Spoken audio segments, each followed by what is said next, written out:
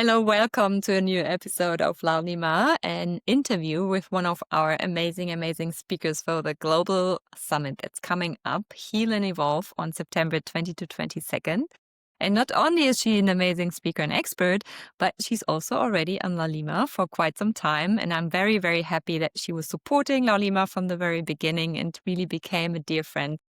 I'm very happy that you're here with me today, Leila. Thank you so much for taking the time and also for saying yes immediately to the summit. I'm really excited that we're going to have you there as well with so many other amazing practitioners, because in the Global Online Summit, it's a gift from all the different speakers and experts to the community, to the people out there, to help going through this transition that we're in right now with all these different gifts and also a lot of freebies that will be gifted to the participants who sign up. So yeah, I'm curious, when we speak about this transition, how do you perceive it? What is it that's coming up for you when you think about, okay, what is the time we're living in and what does that mean for us? How do we prepare as human beings?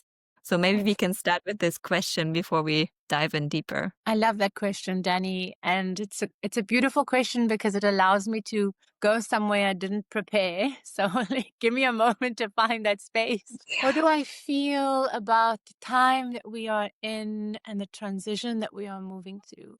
So at the cusp of every age, as we go from one age into the next, there is this massive upgrade that has to happen in the planet and to its inhabitants. And what we're living in at this moment is what feels like the most intense vortex of that shift. And so the beings that are here, specifically those who are here to guide the planet and the humans across this cusp, are moving at the speed of light. And I think that's the exciting piece for me, because the women specifically that I work with are the way showers and the healers and the guides, and feeling the almost surgical ascension that is happening in their field right now is very exciting. But of course, at the same time, it is incredibly challenging because all the parts of us that can't go with us into that ascended state, right, is being shown very obviously. But that's exciting too in itself, So I think what is very important at the moment, exactly that piece, is who are the way showers and how are the elders stepping up at this time to help and guide, and also understand that the medicine that's emerging is new and we don't know the way, but we can only help guide how to get across the threshold, and that really feels like the time that we're in. Beautiful. Oh, that's a beautiful description, and I can totally resonate. And you're speaking already to, what is so important to me is that we understand that there's an opportunity for all of us to step into this new evolution and into, kind of almost just building the bridge, because it's basically for the next generations to come. But the question is, how can we uplift already so that we can also prepare what needs to come after us, right? And what I really love is that what you're saying, specifically for you, the women, but let's say everyone who's stepping up now to live into this unknown and say, like, we don't really know what's coming and we don't know really how it's, what we can do, but to trust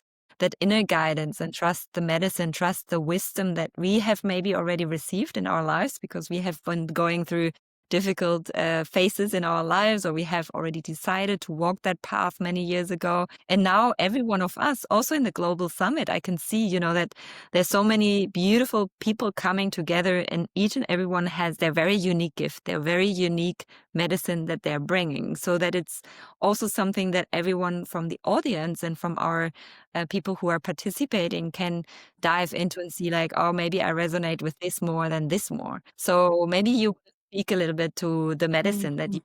Yeah, it is so important that we can come to that place of understanding everyone's medicine is unique, and it is a result of not only what they've been through in this life, but many lifetimes in whichever realms our eternal souls has been initiated in.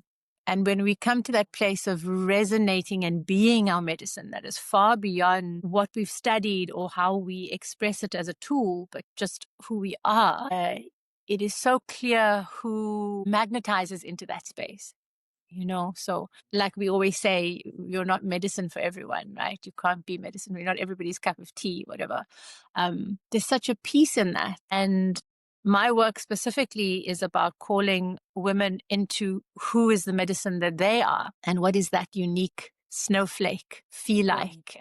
Does it come across as an embodied experience of being in the medicine, and knowing that it doesn't matter what you do. Not that it doesn't matter. Of course it matters. It matters what you do. But that does not define the extent of the medicine and the power of the medicine. What defines the power of the medicine is how deeply you have excavated into the knowing of yourself. And when we can bring that to the table, then true collaboration becomes possible, which is what I feel LAULIMA has been preparing to hold. It's been growing, and I've been there from almost the beginning, evolving and feeling what it's going to be. And it seems now, as the medicine is learning to become pieces of puzzles, and we can hold that it's the whole, not the single. Spaces like LAULIMA is becoming priceless. Yeah. So grateful that this was birthed in you, at a time when you didn't even know what this human was going to look like. Yeah, But yeah. I when I received it, I also received it in initiation when I was in Kauai with my teacher, and she passed now, but she's still very present for me, helping me to move forward. And I really truly love that, also for me, and that's maybe something the audience can resonate with.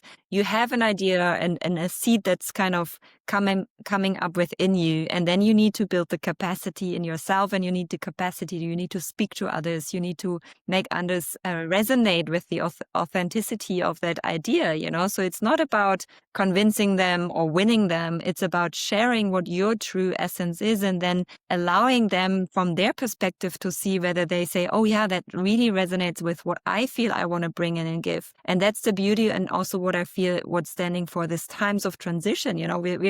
We're walking towards a path where it's a lot about community and a lot about collaboration and how we can lift each other up. And I love that you're speaking too about that in your program, multisensory medicine and foundations is like where you also say, okay, every one of us has something very specific, and the better you can kind of connect with that essence of yourself, and the better you can cultivate that, and the better you can also express it in a very truthful way, the better others can find you and collaborate with you. So I really love that you're offering this space and that you're bringing it also to the platform, because I feel it's empowering so many that are maybe already feeling, oh, there's something, but I don't know how I want to make the first step. I don't know how I get what I'm actually here for. I don't really know how to cultivate that feeling I have. So I think it's a very, very generous space, from all your own personal experiences, how you are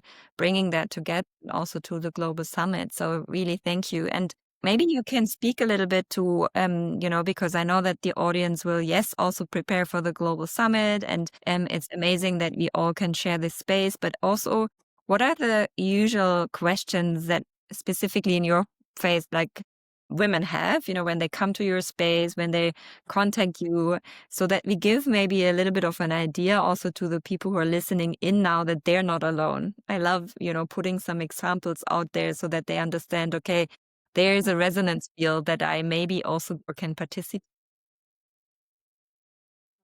Yeah, it's so interesting because I just spoke to a woman this morning who it was a discovery call to join the course. And what I felt as she was speaking was I said to her, it feels like an allergic reaction. It felt like an irritation and an itchiness. And she said, oh my God, I can't believe like the last few weeks my eczema has gone so crazy. And I was like, okay, well, I feel this internally. So my sense of it was as though there was a fear, and the body was just so subconscious that the body was kind of like creating an allergic reaction to it, And when we delved deeper, the theme that emerged had come up with 3 other women who'd had this discovery call for the course and were joining, but the theme was almost exactly the same. And the theme was around, what does it mean about my religion if I walk this path? What does this mean about everything that I've been taught within my religion if I walk this path? And what a beautiful inquiry in itself, just it's a great question, right? So I don't have the answer. You have to figure out the answer yourself, but it's a great question. And so that's one of the themes that come up. And I think it sits in line with the fears of I mean, it's an inevitable ego death, right? Because it's not a course, it's an initiation. And they're going to be things that we are so attached to in our lives that will need to die along the way. But that's your choice, and how deep you want to go. It will depend on that. And I think those are most of the kind of the questions that come up, and that nobody asks it directly, but they really mean that when they ask it. What am I going to have to leave behind in order to Yes. walk the path? Which I say with a big smile because it's delicious and it's exciting. And having been a person that has died many times in this lifetime, Yes. I know what sits on the other side of that, you know? So when that is the question, we're asking the right questions because we understand the depth of the work, you know? Beautiful. Well, I love that you're sharing this because I feel it's very resonating with other conversations I also had around the global summit. It's, with Brigitte, for example, I was talking about, and she mentioned the question, what are the lies that we are continuing to tell ourselves about ourselves, how we have to live our lives, or also society and systems we live in, right? So really creating that space. And that's what, for example, Mandy is speaking to. It's like, how do you create the space for yourself where you feel safe enough to ask those questions and inquire exactly, what you are also bringing, the where's the container where I do feel I am safe with others together to allow myself to ask these questions, and maybe am even inspired by others, and maybe get some guidance, and get some practical tools. So I'm really excited for the audience to have so many opportunities to dive in. So maybe you want to speak a bit about your offering, because I know you're running a course and it might be just too late when people have already been to the Global Online Summit to join the recent course, but there will be another one. So maybe you can speak a little bit about what's happening in that container. I will. I do want to speak a little bit. I don't want to speak. I just want to respond to this question of safety, you know? So when you say people feel safe enough to ask the questions, it was another topic that was discussed in this call this morning. What does it mean to be a safe space? And I, in the last while, have been quite like, sort of, I feel a disharmony when I hear facilitators say the words, this is a safe space. I go into this thing of like, we shouldn't have to say it. And when we say it, it is almost creating, it's not safe. You know, why do we even need to say it? It's like, that's not how you're going to make that person feel safe, by telling them this is a safe, they have to feel it as a safe space. And discussing with this woman this morning was just this process around, when we know ourselves, and she went, and no shadows, and I said, no, and all the shadows, know ourselves and all the and still all the love, and still all the joy, and still all the forgiveness. When you can love yourself and know yourself like that, you become a safe space, because Yes. then you are safe to everything that that person is presenting into your world, you know? And when someone is safe and their spirit feels safe, they de-armor, and then they're available for healing. But if any part of them is armored and protected, they're not available for healing, right? So who are you engaging, and who are you trying to heal when it's just an armory that's available? So that was an important to share. And then I will answer your question about my course. So this is MSM 5. The cohort will open on the 24th of September, which will, as you say, be too late for this summit, but that's fine. It'll be MSM 6 will then open probably February of next year. Yeah, so we will be available for the next cohort then. Every time it changes, and it changes because it needs to meet the medicine women where they are. And as we said earlier, the themes arrive within every cohort, and then the medicine has to adjust and hold. It also shifts as I shift, and yeah, I will probably have died a few more times before February. Who knows? Who knows what will arrive then? But the basic structure has 10 modules, and each module is a deeper dive into the mystic being. So it starts off in sort of know thyself and care for thyself, and really understand thyself as a being of medicine, what that really means. And then we spiral deeper and deeper until ultimately we are working on the unseen level and doing energy healing with clients in a guided way. So I will guide, facilitate, and teach in those sessions online. Each module is a 3-hour, very participatory, interactive teaching. So I don't really believe in didactic lecture type. I've been traumatized enough through med school for a different kind of teaching. And after each module, there are assignments and self-learning that can be taken down a road if students want, but ultimately to embody the teaching, because I find so often we're learning stuff and it ends up just being here. So practices is really about allowing this at a cellular level for the body to really remember the medicine. Yeah, that sounds may I ask something? Or maybe not ask, but add something. I feel what I can definitely see in you, what is very unique and what maybe you, sometimes we don't see it ourselves, but I know that you know it. What I really love about you and how you hold space is that you are having such a knowledge also from the health perspective. You know, what you were just mentioning in this example from before, that you could sense this almost allergic reaction of the person talking to you, that you have that health aspect in it where you can see how the physical body, the emotional body of someone is actually limiting themselves, or is actually giving signs of where people need to align more, or where the women need to, have a look at least and make different choices in their lives to come into alignment with what the path that they want to go. So maybe you also can say something around this, because I feel that's such an important, part of it, that what you just said, it just can't all just be in the mind and we can learn, but it's about embodying and integrating, and also go through phases where we need to let go of habits, of whatever it is, to become this new version of ourselves. Yeah. Do you know, Danny, I had a vision once around that topic on Dorothy and the Yellow Brick Road, and everything downloaded in that vision and so the analogy that I use is, in order to feel what it feels like to be aligned to our path. In other words, are we walking the yellow brick road? That is the medicine, right? When you know what it feels like the juiciness of being on your path, even if bad things happen, it's flying monkeys come and there's war and whatever, like you still feel like you're in the yellow brick road. Like that's what the path feels like. It's not like all love and light and therefore I'm on the road, right?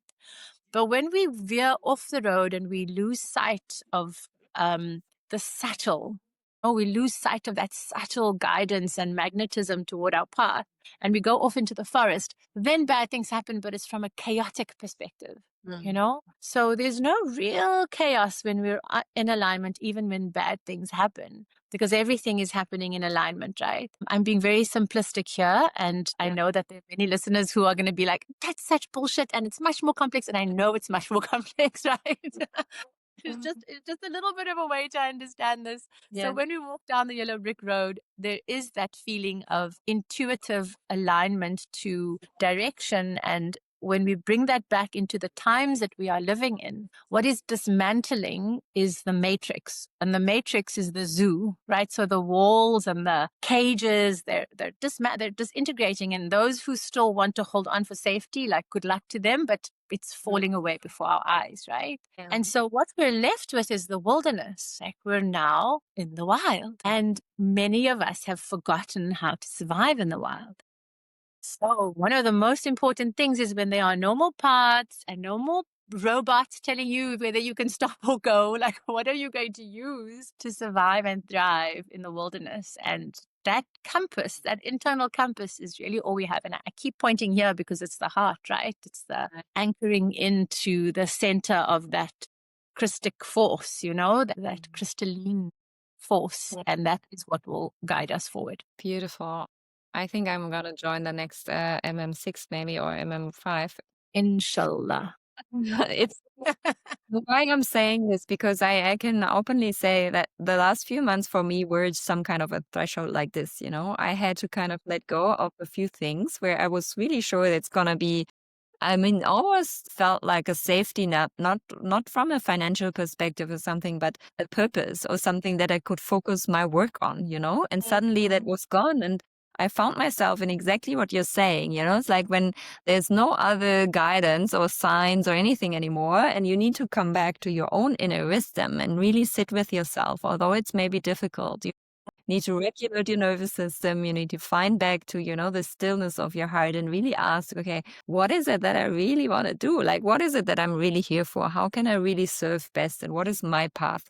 What do I have to go through? And not kind of feel, okay, there's an opportunity that will help me, or there's someone who is inviting me, so I am covered. It's no, it's like, how can you really step into that power that you hold within yourself? And very often, I think we tend to, because we're used to, avoid, or we try to make it easier for us where it's more comfortable for us. But in the end, it's not. To really becoming your authentic, true self, the universe will help you rip off all the things that are still keeping you comfortable or whatever, to make you come to your heart space, to make you come to your true essence. So I think the decision or the choice is the first step, that you want it, and then the universe will kind of bring you in exactly the experiences you need. And it might be uncomfortable at some point, but I can definitely encourage everyone to, just like you said before, see everything as something beautiful on this pathway, because it will help you strengthen that inner spirit, that kind of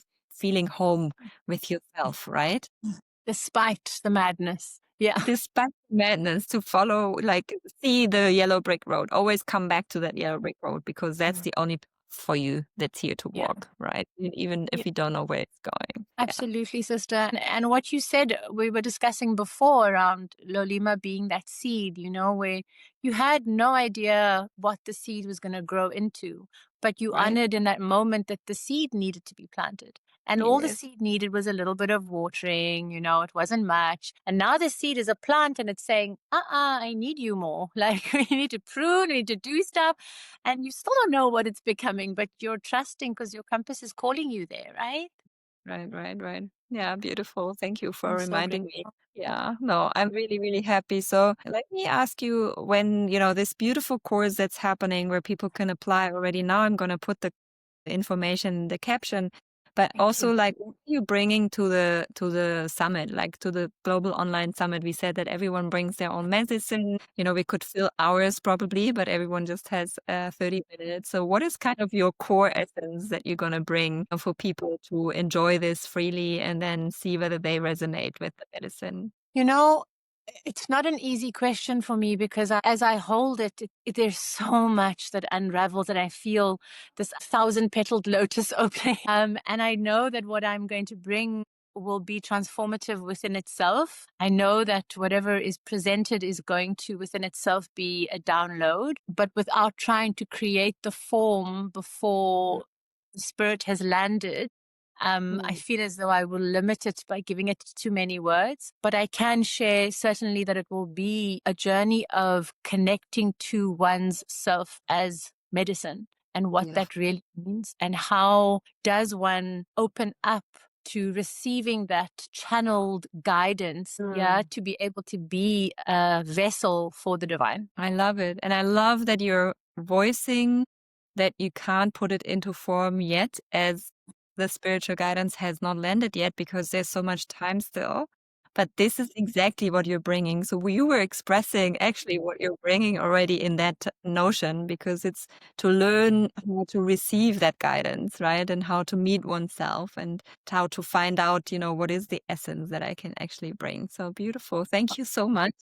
Exactly like that, Danny. And that essence is exactly what I feel about my course. It's not a teaching of how to be a medicine woman. It is simply just a guidance to opening up your listening, so you can hear what spirit has been guiding you to be all this time. And that is not something I can teach anybody, and nobody can teach us that, right? No one could teach me that, so I can't teach anybody else that. Or we Beautiful. can Thank you. guide the path that we've walked. Yeah. You're so welcome, my sister. Thank you so much, Danny. Thank you. Thank you. And everyone who's listening in now, yeah, please take a note of the offerings that we already link here, but really make sure to sign up for the Global Online Summit that's happening on September 20 to 22nd.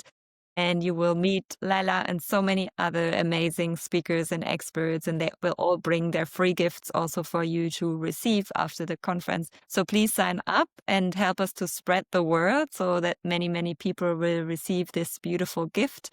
And thank you for listening in. Thank you so much for being here, Leila, and talk to you very soon.